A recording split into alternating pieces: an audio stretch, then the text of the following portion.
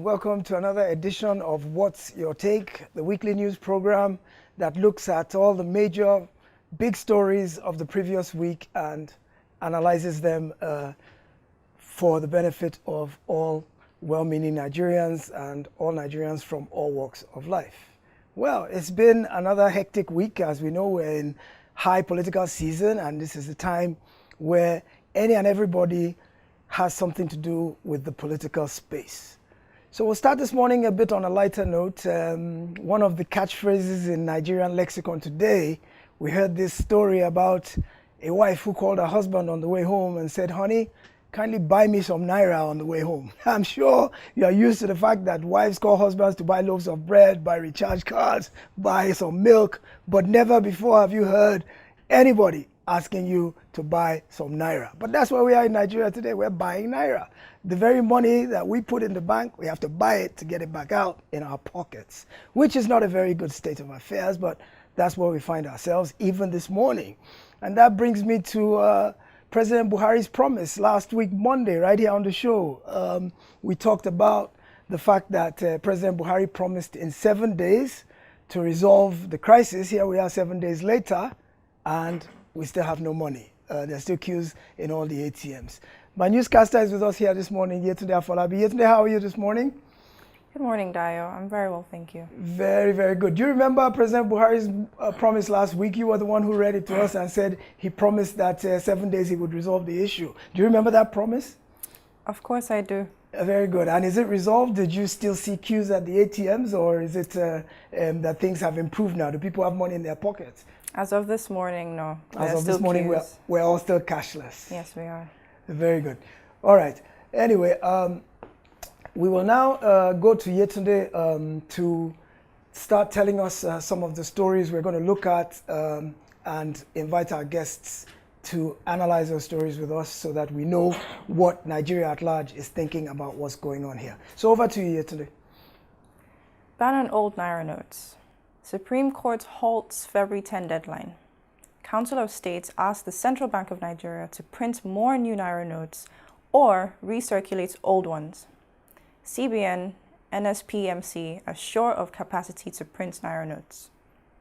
On Wednesday, the Supreme Court of Nigeria entered an interim order against the Central Bank of Nigeria, banning the bank from going ahead with its February 10 deadline for the end of use of the old Naira notes. The injunction was issued based on a lawsuit filed by the governors of Kaduna, Kogi, and Zamfara states as a result of the hardship being experienced by the citizens of their respective states from the unavailability of the new notes. The order will subsist until February 15, at which time the court will revisit the matter. Meanwhile, at a meeting held in Abuja on Friday, the Council of State expressed support for the Naira redesign policy of the CBN, but asked Governor Godwin Emefiele to make new Naira notes available or recirculate old ones to ease the suffering of Nigerians. In a related matter, the Supreme Court has instructed Nigerians to stop attacking judgments. In the wake of recent judgments by the Apex Court, in which aspirants for senatorial seats in Akwa Ibom and Yobe states who did not participate in their party primaries were declared to be the bona fide candidates of their parties for the elections, leading to public outcry and criticism of the court. The Supreme Court has asked Nigerians to stop maligning the revered institution.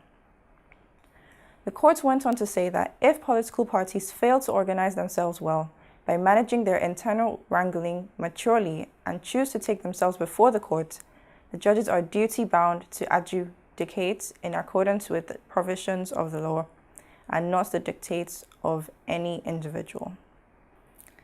Some legal experts, however, are of the opinion that the Supreme Court, being one of the institutions of democracy, and judgments are subject to public scrutiny and should therefore not seek to gag the public in criticizing its decisions. Our next big story is about measures Lagos State is putting in place to give succor to its most vulnerable residents experiencing hardship from fuel and Naira shortages. Worried by the challenge some Lagosians, especially the vulnerable and less privileged, are facing currently, as a result of Naira and fuel scarcity in the country. Governor Sanwo-Olu stated that the state government will roll out food packs and health relief packages beginning Monday the 13th of February. The governor also slashed to 50% the fare on state-owned buses, ferries, lag ride, and other public transport, extending the discount indefinitely from the initial period of 1 week. Government shuts all Nigerian universities, orders students to go home from February 22nd to March 14th. Citing security concerns, the federal government shut all universities across the country and ordered students to go home for the period. Hoodlums unleash attacks on Labour Party campaign in Lagos. Hoodlums attacked the presidential campaign rally of the Labour Party held in Lagos on Saturday, leading to 1 death and numerous persons injured. The Labour Party presidential candidate, Peter Obi, was also accused of gifting 2 billion naira to churches through the Christian Association of Nigeria, CAN. For giving us the big stories of the past week. And before we go on break, I just want to bring up the fact that the earthquake in Turkey, we need to commiserate with the people of Turkey and the people of Syria who have suffered from the effects of a devastating earthquake. In this part of the world, we're relatively fortunate that we don't experience such things. But once upon a time, I lived in the earthquake belt, and I've actually been involved in at least 2 major earthquakes. And I tell you, there's nothing scarier. The ground shakes, the buildings sway, and it's as if the entire world is going to come screeching to a halt. There's nothing like it, and the effects can be devastating. So our hearts go out to the people of Turkey and Syria, and we offer our condolences and sympathies to the people of those countries. Back home here, there's also an incident at Chrisland School in Okpebi, Ikeja, that's also quite sad and tragic, in which a 12-year-old student lost her life under questionable circumstances last week at a sporting event that the school held at an outside stadium. Investigations are still underway as to what may have been responsible for the child losing her life, but we offer our condolences to the family, and we pray that the government does this investigation and puts to bed whatever may have been responsible for that poor child's untimely death. All right, that's it. We shall take a break now, and when we come back, my guests will be joining me to take a look at these stories, take a deep dive into these stories, and discuss them in depth. Don't go away.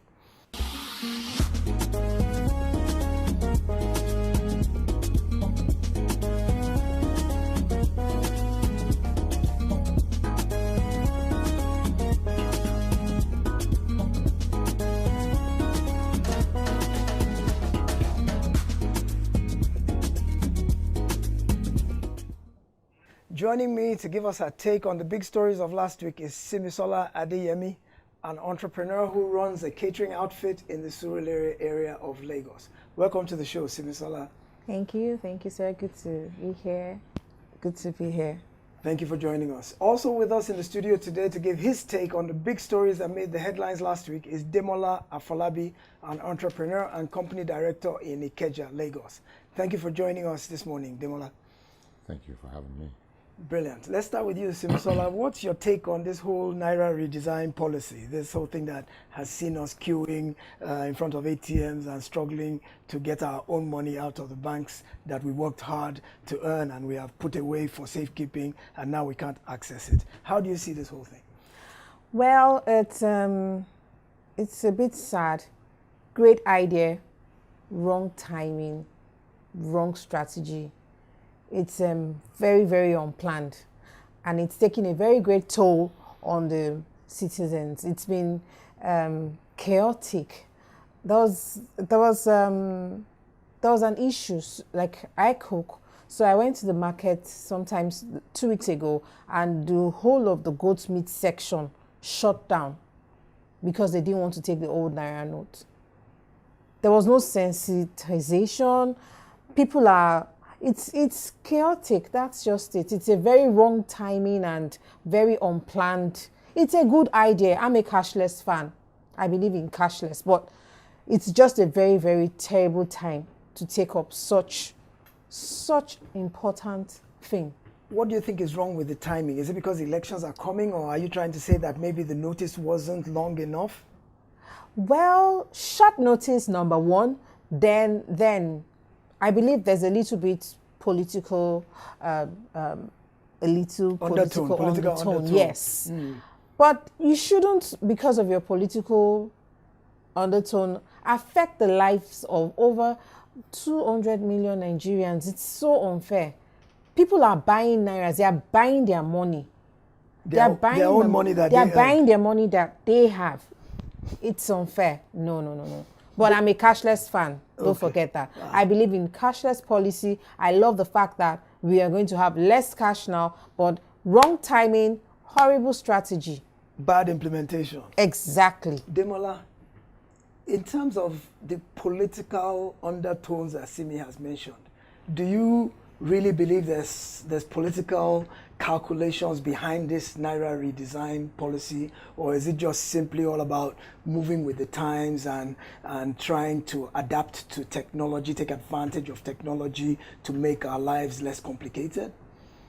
Absolutely. There is a very heavy political undertone, and the reason why I say so is because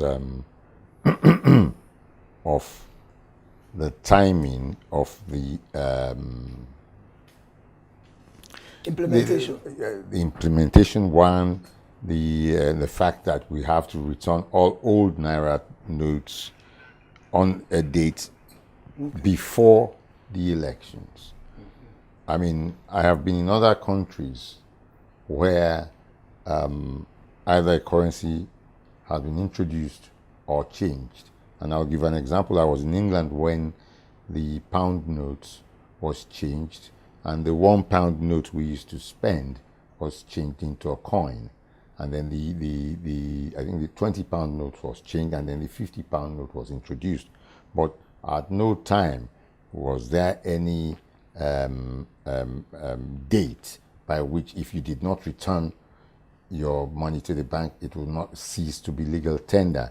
I believe till today, there's no time limit. I mean, if you turn up at the Bank of England, which is the central bank, you go to a desk, if you find the old Naira note in your loft or wherever, they'll change it for you and give you the equivalent. So are you saying that the fact that they put a time limit on it in Nigeria is for political considerations? There's no doubt in my mind that is for political considerations.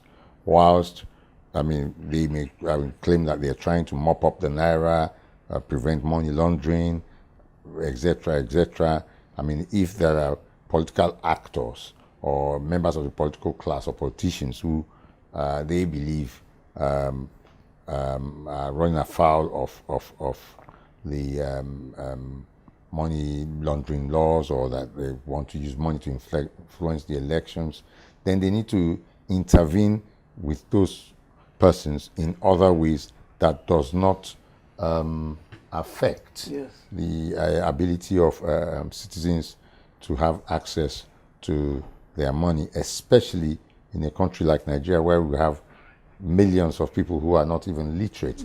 They don't understand what is going on. All they know is that they've turned up at their bank, they've demanded their money, and they can't get it. I mean, they don't, I mean, how do you go about explaining to them that the bank has not collapsed? Yes, indeed. You know, because that is what is going through their own minds. They never mind what the goodness in the policies, which I actually support, but it's just the way it was implemented. I mean, the central bank governor was saying that, at one point, a paper, it was published in the paper that he said there was not enough materials.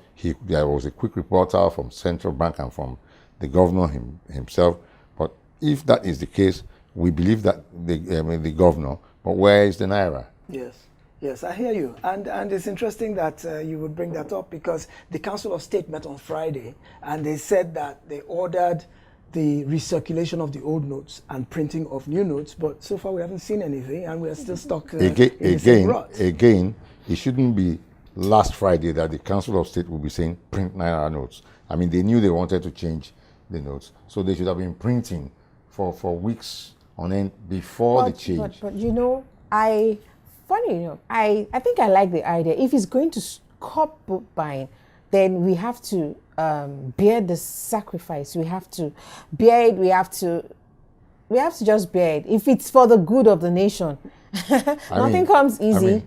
Well, there's nothing without any pain, but I want to use that to discuss another aspect of the Supreme Court, who has said that Nigerians should stop attacking its judges, its judgments, that what is happening now is that because some of the things they have said lately are deemed to be controversial. Yes. Like there have been 2 senatorial candidacies that they have ruled what seems to be unorthodox. Yes. And of course, they are intervening in the issue of the Naira redesign policy.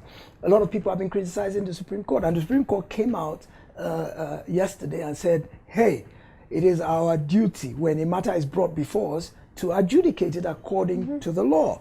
Now, let me ask you, Simi, do you think that in the issues that affect our daily lives, that the Supreme Court should be the one kind of fashioning out the way we live, as opposed to, in democracy, it's the voter who holds the ultimate power. Yes. And they say the court is the last hope of the common man. Wow. But when the court begins to be the first hope, as opposed to the last hope, how does that affect our own actual democratic power of the ballot? Well, it's the Nigerian factor. It's the Nigerian factor. Whatever the Supreme Court comes out with is what we should, bear, because the judges and the politicians, they are at par. They work, I wouldn't say they work hand in hand, but they are friends. So in most cases, I think the outcome of their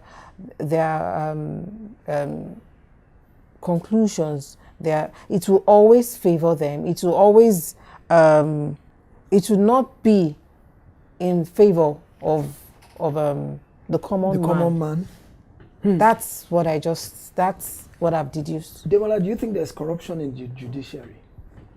Well, some of their judgments makes it appear as if all is not well within the Supreme Court. I don't want to, say more than that. But also, I know that a central bank is supposed to be independent. A central bank is supposed to be independent in policy making and so many other things. So you don't think the Supreme Court had the jurisdiction to intervene in the matter like it did last week? Exactly. That is what a school of thought amongst the lawyers is saying, that the central bank does not have the jurisdiction. The Supreme Court does not have the jurisdiction. The Supreme Court does not have the jurisdiction to intervene in CBN matters. In CBN matters. And the example he gave was quite clear, which I thought, oh, wow. He said, if the central bank decides to increase the interest rates, for instance, can you go to the court can a few governors to stop it, put themselves together and head to the Supreme Court to say that, look, this high interest rate is affecting businesses or my people in my state, and that the Supreme Court should stop it? So you think this was a judicial overreach? Even though you're not a lawyer and I'm not a lawyer, the jury is still out on that. Yes, I think so.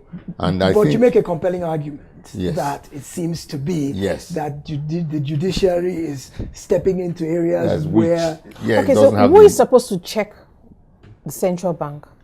Well, the first problem that the Central Bank of Nigeria has, and has had for probably generations, is that the governor of the central bank is picked from amongst commercial bankers. Yeah.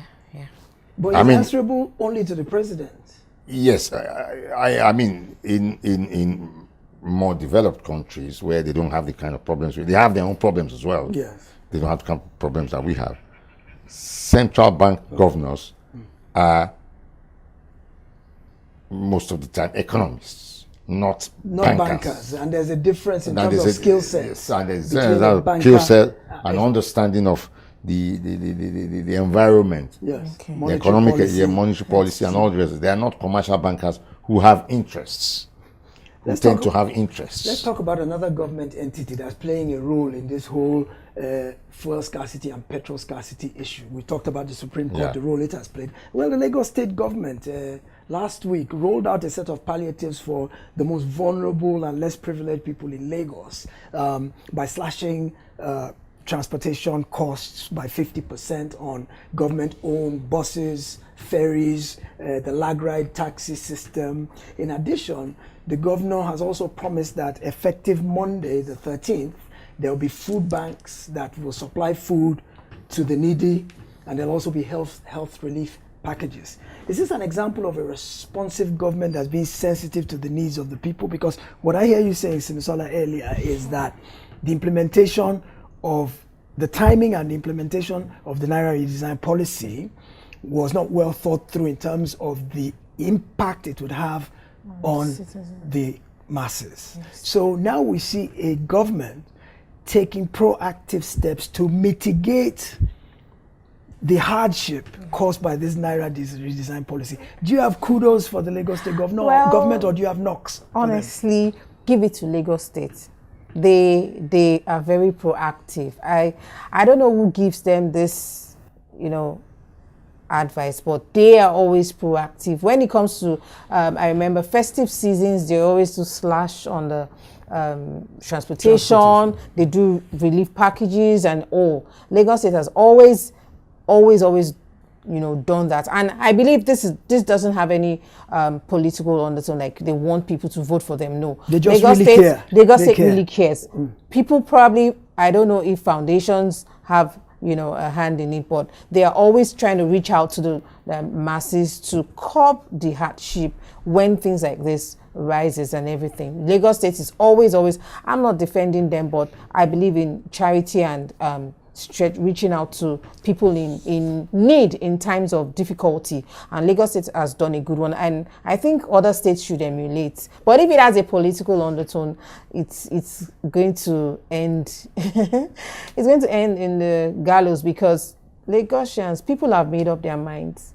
Okay. All right, so Lagos State blazing a trail that others should follow. Demola, let's talk about this Labour Party rally that happened in Lagos over the weekend.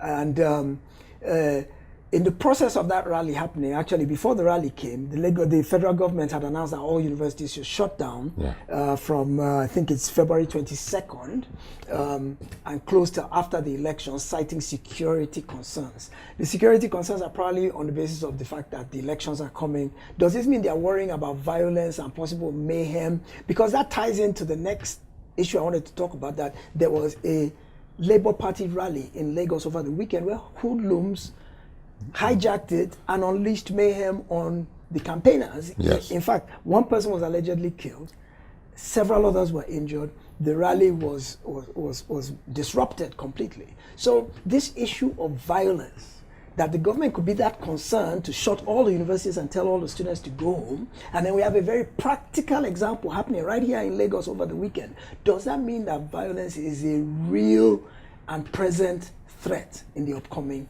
elections, despite all the peace pacts signed by the contestants? Yes, clearly so, because as you said, a Labour Party rally, thugs appeared from nowhere with guns and machetes, and the number of persons were injured, and allegedly one died. Do we have any idea where these people came from, who sponsored them? Do we know? What are the police saying? Do we know? Well, we haven't heard anything much yet from the side of the police, but what we know is that a number of persons were attacked with machetes, and were, injuries were inflicted upon them, and interestingly, at a time when this cashless policy implementation and the currency thing has gone wrong or been poorly implemented, and